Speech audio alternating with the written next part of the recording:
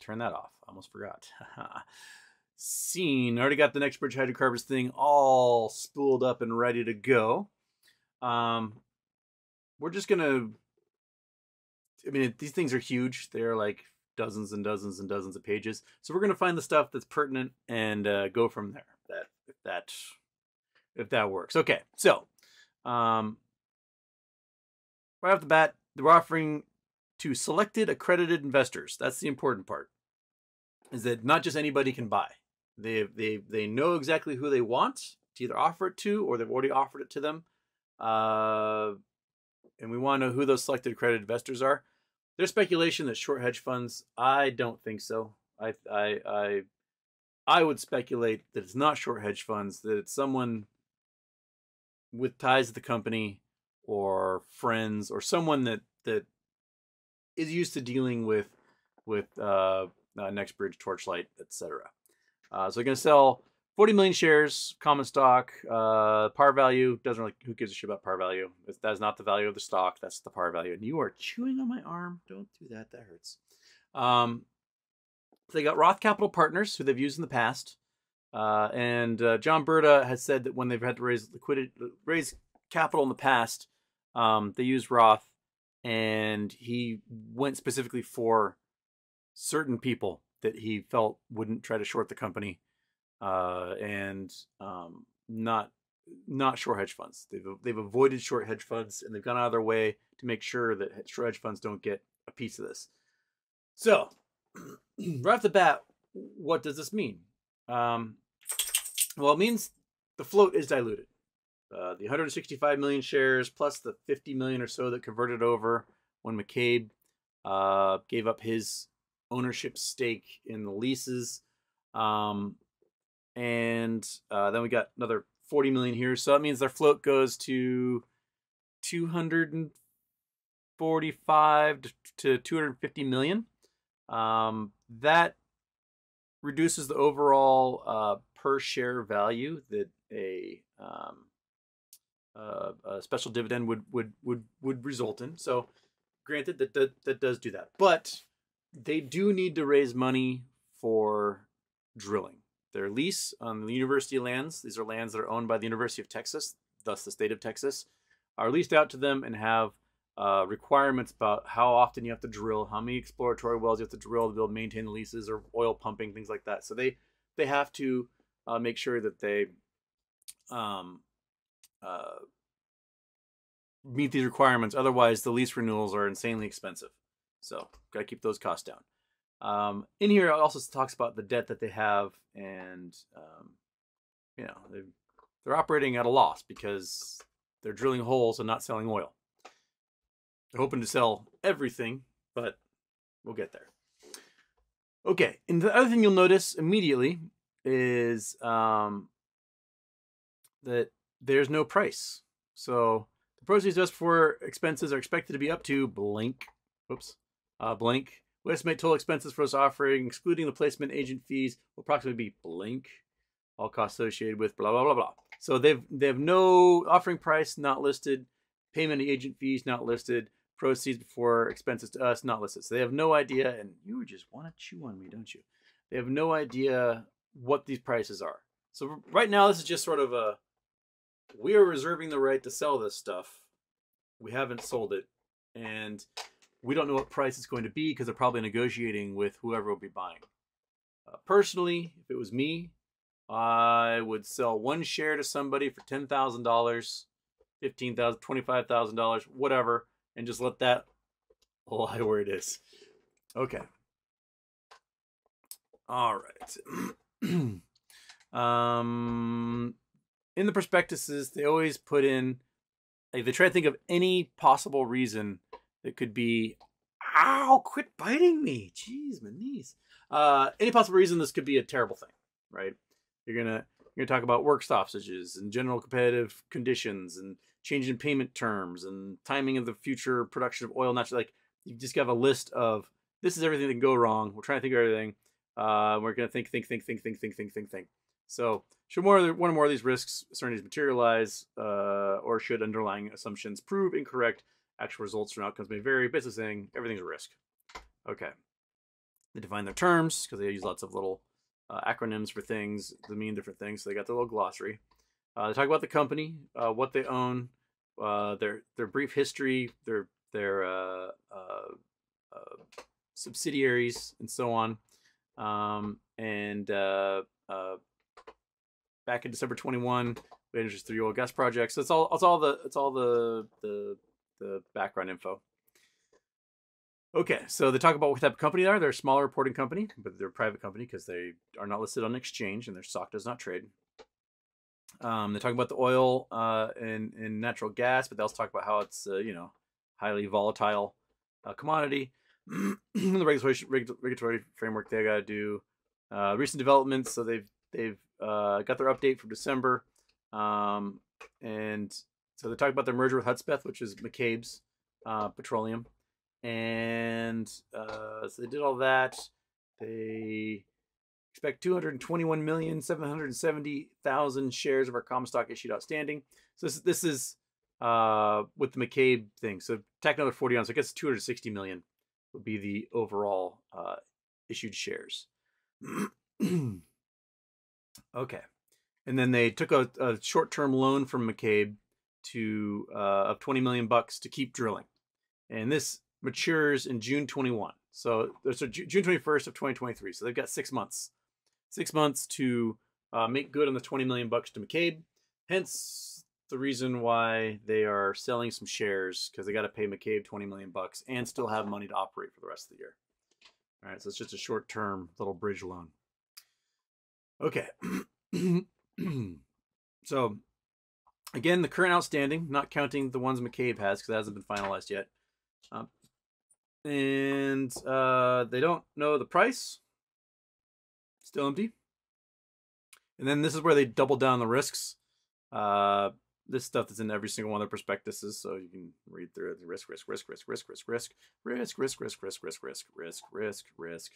Risk, climate. They even list things like climate change laws and regulations may hurt things. And it's every single thing that their lawyer could come up with as a reason why to do that. So in here, they also talk about the licenses they have. So the leases they have, the operations require license permits and so on. So they got to make sure they renew all those things, and that costs money because they got to keep drilling and so on. Lots of stuff. Okay, the risk section is huge. It just keeps going. It keeps going. It keeps going. Okay. They got the tax considerations. They can list all that stuff. That doesn't care. We don't care about that. All right.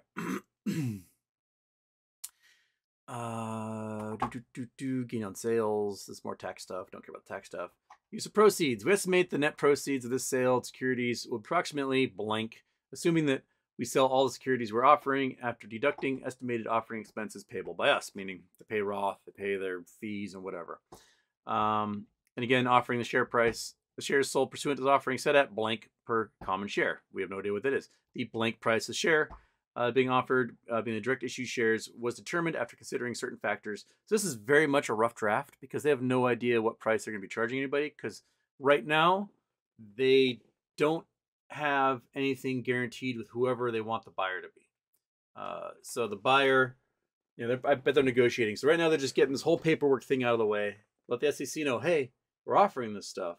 We're talking to people, but we don't know how much it's going to go for yet. Okay.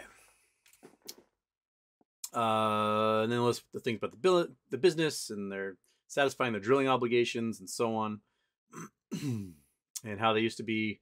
They merged and then demerged and whatnot. Okay, so this is their financials. This is the total acreage that they have here and in Oklahoma, Texas and Oklahoma. How much is undeveloped? Pretty much all of it. And their fiscal year end. So they've spent a lot of money drilling holes, and they haven't made much money because they haven't really sold much. There you go. Okay. Talking about the Oklahoma properties. Don't care about that. So then they could talk about the natural gas they found. Okay, so the financial condition, results of operations. So this is where they talk about kind of we need money. So they start going through here. They start listing pretty much the losses they have. So gross profit and loss. They've lost 80 million bucks in 2020, 60 million bucks 2021, and so on. They've lost a lot of money because that's all they've been paying for is drilling, and they haven't actually developed the fields. For the end of 2021, $8 million loss, and net loss of 5.7 million in 2020. Don't have the 2022 numbers in here yet. I guess when they update, they'll probably have to put 2022 numbers in because there'll be reporting time for that. Lots of loss. Lots of loss. Where do we get to the debts? I can't remember where it was exactly. Oh, here it is. Okay. So for the 3 months of September 30th, 2022, we had net loss of $2 million. We had net loss of $800,000. 3 months of 2021.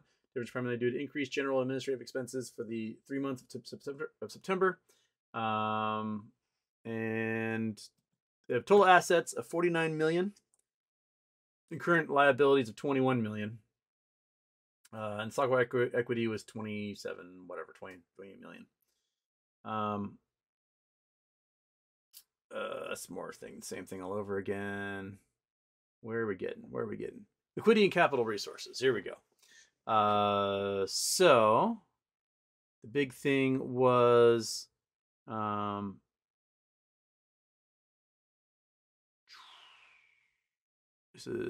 okay, cash flows, financials, 9 months. They had cash flows of like 7 and 17 million in 22 and 2021. Most of those cash flows were loans for metamaterial and or McCabe and or whoever else was helping finance those things. Trying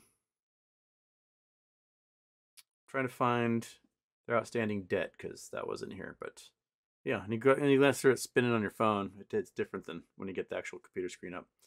Our debt obligations include 15 million principal balance outstanding with metamaterial. And they have 20 million for McCabe, so they've got $35 million owed there. And if we raise additional capital through debt or equity, any combination thereof, at least 30 million before the respective maturity dates, we will be entitled to extend maturity. So basically, if they can raise more money, they can extend when they owe their money. So that's probably what one of their goals is. Like, hey, we don't have to pay right now if we can just raise some cash, or we pay it off and have that cash. Okay. Management, blah blah blah. The people that are on the board, listing all of them.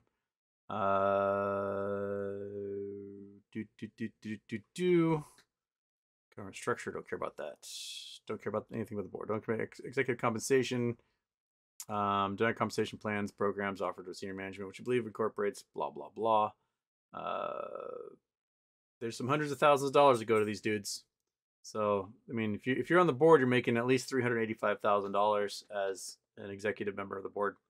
So you're making some chunk of change. That's there. That's $1.2 million of the 20 million that they borrow is probably going to these folks. Okay.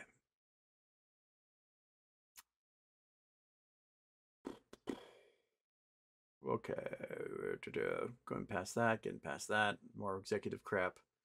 Party transactions. Does this have anything to do with what I want to talk about? No.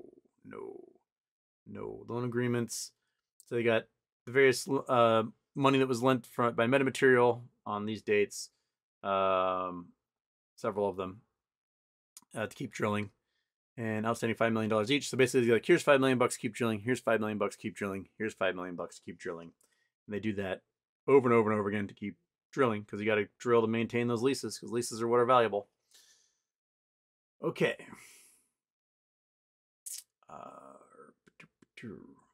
Let's talk about how it's registered in Nevada. So okay, plan distribution. This is where it gets the meat of it.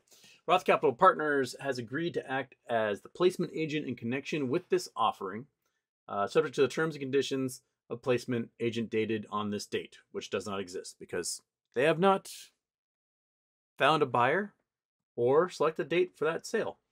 Placement agent is not purchasing or selling any of the common stock. They're just the the dealer between everybody, the agent. And we agreed placement agent an aggregate fee, cash up to 5% of the aggregate purchase price. So if they sell $100 million of stock, they're going to owe Roth $5 million.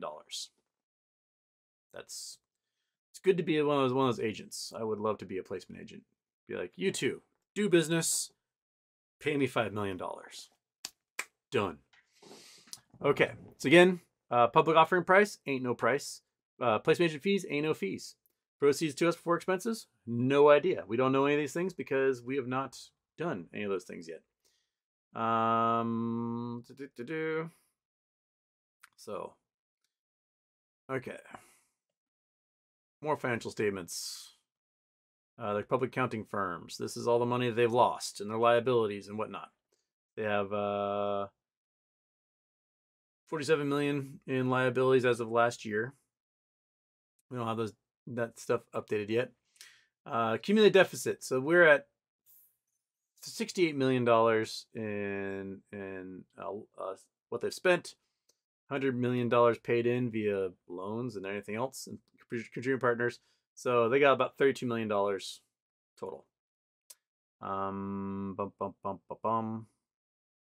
Most of that is loans. Okay. Is there much else beyond this? It's on liabilities again. The current projects, outlining the current projects they have, and the purchase agreement they have with McCabe's oil company. All the lands they have, and their revenue interest from them all. And I think that is the bulk of it. They're just going through the financials again and again and again. So the big takeaway, I think, is they're going to sell. I think they have an idea of who they want to sell to, but they're just negotiating the price of that sale right now. So therefore they haven't listed at all what the sale price is going to be. They do need cash. They need probably $25 million to work with for this year alone to keep their drilling rights. And so they got to keep that up. And in the meantime, they might be looking for a buyer. They might be looking to start producing. And if that's the case, they're going to need hundreds of millions of dollars. You're going to have to set up, tanks to store the oil. You're going to have to set up distribution network, pipelines, whatever, to get in good road infrastructure in case you're going to be shipping it out via truck to refineries, etc. So there's the two options that can go, which is sell everything to a big oil company that already has all that stuff in place, and they can just send out their teams, develop, done. Or they can develop it themselves, which will take a long time and cost a boatload of money. But then again, they've got $400 or $500 billion in oil and natural gas, so why not? Okay. Is there anything else big in here?